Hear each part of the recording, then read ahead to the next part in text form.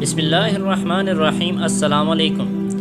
Fine knowledge کے ناظرین، آج کی اس ویڈیو میں ہم سائنسی طور پر یہ جاننے کی کوشش کریں گے کہ کیسے اصحاب کہف 300 سال تک سوتے رہے اور اللہ تعالیٰ نے کس چیز کو ان لوگوں کے لیے دنیاوی وسیلے کے طور پر استعمال کیا کہ ان لوگوں کی عمر بڑھنا بند ہو گئی۔ جسم کا نظام چلتا رہا مگر اتنا سست ہو گیا کہ کئی صدیاں ان لوگوں کے لیے صرف چند گھنٹوں کے اندر سمٹ گئیں۔ ناظرین، یہ عمل آپ کے لیے جاننا بہت ضروری ہے اور آج کی سائنس بھی اس عمل کو جان کر ورطۂ حیرت میں ہے اور اس عمل کو استعمال کرتے ہوئے وہ خلا کے نہ ختم ہونے والے بے پناہ فاصلوں کو طے کرنے کے لیے تیار ہیں۔ ناظرین، اس عمل کو آپ نے کئی سائنس فکشن فلمز میں بھی دیکھا ہوگا کہ کیسے ایک شخص کو تابوت نما باکس میں لٹا کر لمبی نیند سلا دیا جاتا ہے جس سے اس کی عمر بڑھنا بند ہو جاتی ہے۔ اس عمل کی پہلی مثال اصحاب کہف ہی کی ہے، جس کے لیے ہم یہ عمل سمجھ لیتے ہیں کہ یہ آخر ہے کیا۔ ناظرین، ہائبرنیشن ایک ایسا عمل ہے جس کے ذریعے دنیا میں تقریباً 2000 نسل کے مختلف جاندار موسم کی سختیوں، خوراک کی کمی اور موت کے خوف سے بچنے کے لیے اسے استعمال کرتے ہیں۔ دراصل یہ لمبی نیند کا عمل ہے جس میں ان کے سیل میں موجود جینز اس طرح کے خوف اور خطرے سے آگاہ ہو کر ان پر بہت لمبی نیند طاری کر دیتے ہیں اور اس عمل کو ہی ہائبرنیشن کہا جاتا ہے۔ ناظرین، مثال کے طور پر مینڈک سردیوں کے موسم میں ٹھنڈ سے بچنے کے لیے اپنے جسم میں موجود پانی کی مدد سے اپنے 70% جسم کو فریز کر لیتے ہیں۔ اس جانور کے لیے سردیوں میں کھانے کے لیے شکار نہیں ہوتا، جس کے لیے ان کے پاس صرف 2 ہی راستے ہوتے ہیں، ایک یہ کہ بھوک اور شدید ٹھنڈ کی وجہ سے یہ موت کو گلے لگا لیں، یا پھر دوسرا راستہ یہ ہے کہ گرمیوں تک خود کو فریز کر کے لمبی نیند میں چلے جائیں۔ اس لیے ہائبرنیشن کے ذریعے گرمیاں آتے ہی جب برف پگھلنا شروع ہو جاتی ہے تو یہ بھی ایک بار پھر زندہ ہو کر اپنے جسم کو نارمل پوزیشن میں لے آتے ہیں جیسا کہ وہ نیند سے پہلے تھے۔ کچھ کچھوے، بھالو، ریچھ، چمگادڑ، گلہریاں اور سانپ سمیت بے شمار کیڑے اور پرندے اس عمل کو موسم اور اچانک موت کی سختی سے بچنے کے لیے استعمال کرتے ہیں۔ اس عمل سے ان کے دل کی دھڑکن 95% تک آہستہ ہو جاتی ہے۔ اس سانس سیکنڈز میں چلنے کے بجائے منٹوں میں چلی جاتی ہے۔ ہائبرنیشن سے پہلے یہ تمام جاندار خوب تیاری کرتے ہیں اور جی بھر کے کھانا کھاتے ہیں تاکہ موٹے ہو کر اپنے جسم میں زیادہ سے زیادہ چربی اور فیٹس کو جمع کر لیں، جو ہائبرنیشن کے دوران انہیں طاقت دیتی رہے گی۔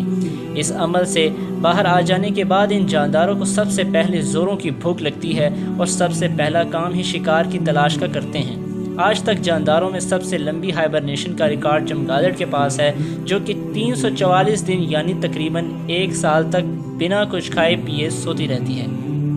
ناظرین، اس عمل کو مد نظر رکھتے ہوئے دی پیسنجر مووی بھی بنائی گئی ہے، کیونکہ اس عمل کی وجہ سے انسان اسے خلا کی گہرائیوں میں استعمال کرنے والا ہے اور اس کی قدرتی عمر اس قابل نہیں ہے کہ وہ اپنی پوری زندگی میں سولر سسٹم سے بھی باہر نکل پائے۔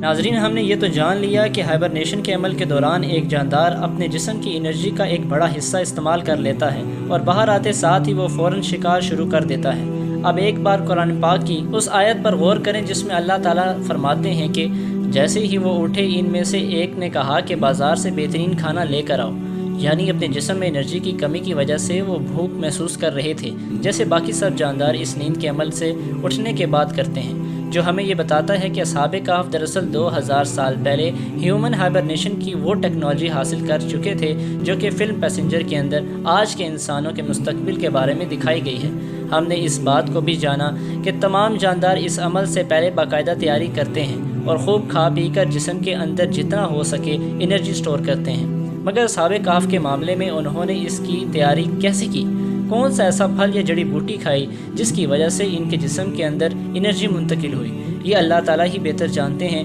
کیونکہ ہمیں اس کی کوئی معلومات نہیں ملتی۔ لیکن قرآن کریم کی ان آیات کو پڑھنے کے بعد ناسا اور اس جیسے کئی ادارے اس پر آج بھی کام کر رہے ہیں، لیکن ابھی تک اس ٹیکنالوجی کو وہ حاصل کرنے میں ناکام ہیں، جس میں اللہ تعالیٰ کی حکمت ہے، ورنہ دنیا کے امیر ترین لوگ شاید کبھی نہ مرتے اور خود کو فریز کروا کر یہ ہائبرنیشن میں جا کر کئی 100 سال جی پاتے۔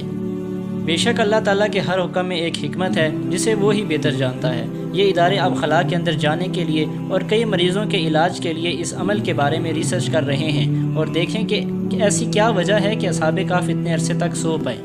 کیونکہ یہ واقعہ بائبل یا انجیل میں بھی موجود ہے، مگر اتنی تفصیل سے نہیں جتنا قرآن کریم کے اندر موجود ہے۔ اب سائنسدانوں کو اس بات کا علم ہے کہ یہ عمل ممکن ہے، مگر اس عمل کے دوران ابھی بھی کچھ چیزیں ہیں جو رکاوٹ بن سکتی ہیں، جس میں مزید پتہ نہیں کتنا وقت لگے گا۔